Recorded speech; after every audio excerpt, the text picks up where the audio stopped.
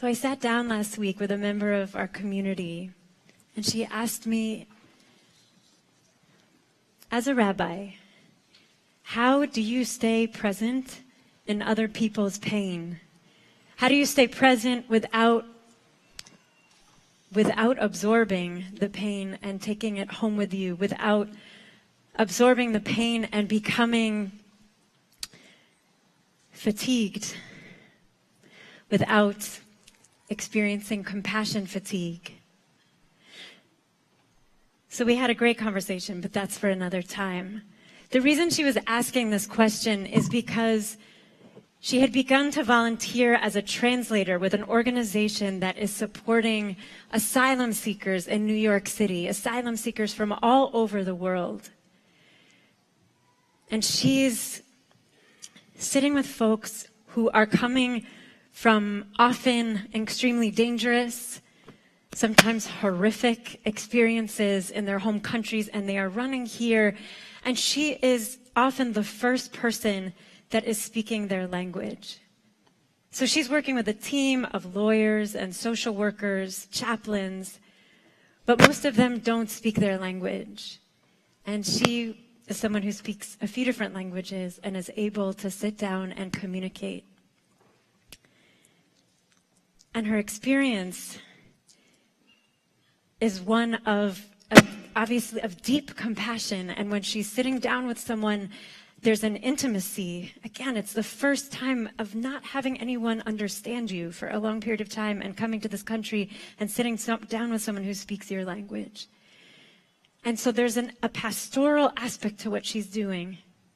But there's also another aspect that is unbelievably hard and very different than what I get to do as a rabbi. Because she knows that for someone to be considered for asylum here, even remotely considered, I'm really sorry about the sound. For someone to be considered, they are going to have to speak of and prove the most horrendous experiences and the danger that they are running from. And so this member of our community has to push people to talk about the unspeakable. And she was telling me that just last week there was somebody who was so closed and didn't want to talk at all. And she sat with him, and on the one hand she wanted to just be with him and sit with him. But on the other, she had this tremendous anxiety. If he does not speak, he is going to be sent immediately home. And so she pushed him. And she pushed him, and he spoke of his wife, who was 8 months pregnant when the police came to their home, and he wasn't there. And she lost the baby. And he broke down. And she's still there, and he's here in New York City. And she realized that she'd pushed him too far. How do you balance?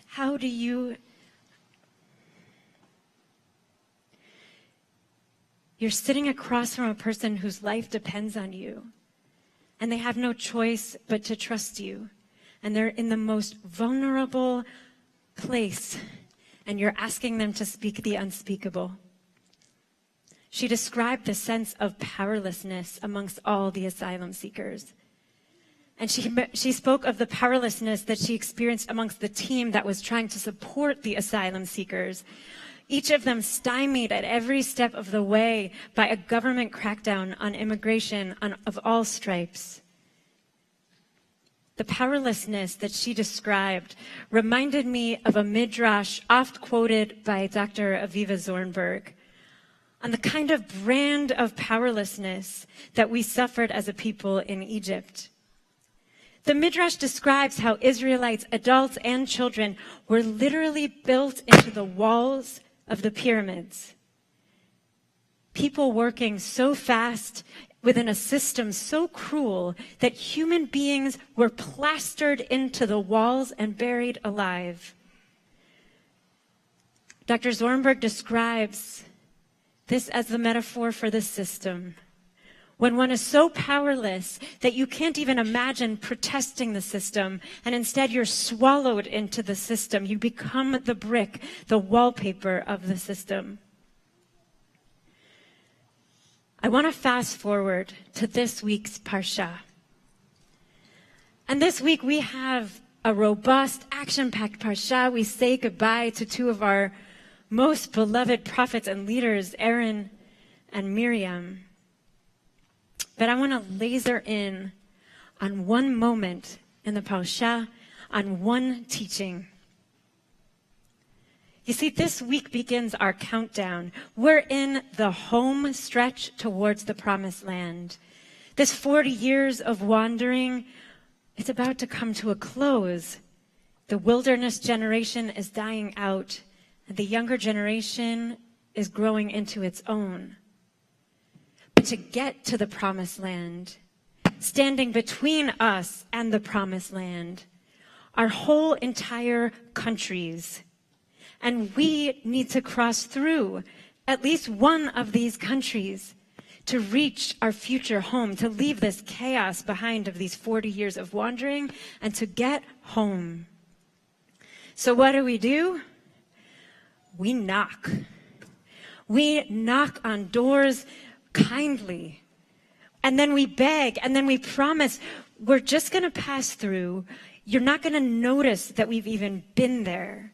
The roads that we walk on will be just as pruned and beautiful as before we were on them. But door after door, country after country, were turned away. We, the Ivrim, whose very name means the ones who cross over, the boundary traversers, we are shut out. The doors are slammed in our faces.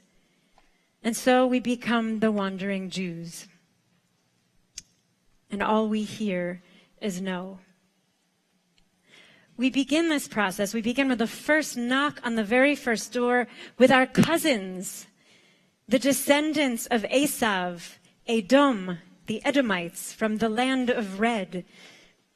And we say, please, let us just pass through. We won't turn to the right. We won't turn to the left. We're just going to go straight to the other side. V'yima'en Edom. Edom refused. Ramban Nachmanides asks, why does it say Edom as if the entire country refused us? It's actually just Melech Edom, right? It should be the king of Edom refused. Ramban says the reason why all of Edom refuses is because all of Edom agreed with their king. All of the citizens said, yeah, seal our gates. The people bought it. They were with their leader. Or you know what? Maybe they weren't. Maybe some of these Edomites were appalled by the xenophobia and the racism and thought to themselves, no, this is terrible. But they were simply silent because maybe they had incredibly busy lives. Or maybe they were overwhelmed and had no idea how to help or what to do. Maybe the Edomites were good people.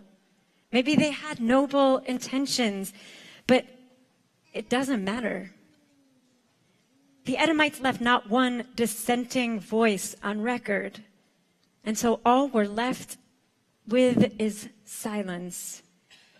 And their silence is codified by Ramban as their assent to seal their borders.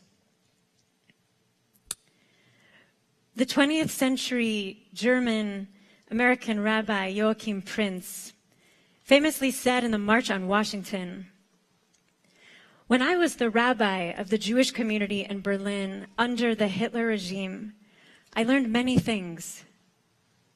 The most important thing that I learned under those tragic circumstances was that bigotry and hatred are not the most urgent problem. The most urgent, the most disgraceful, the most shameful, and the most tragic problem is silence.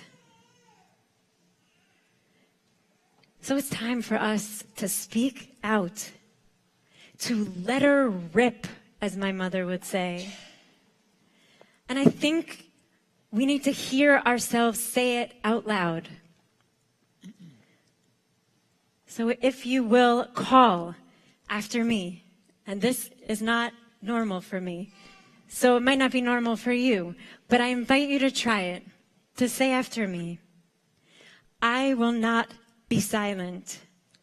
I will not be silent. I will not be silent. I will not be silent. We will not be silent. We will not be silent. Not here.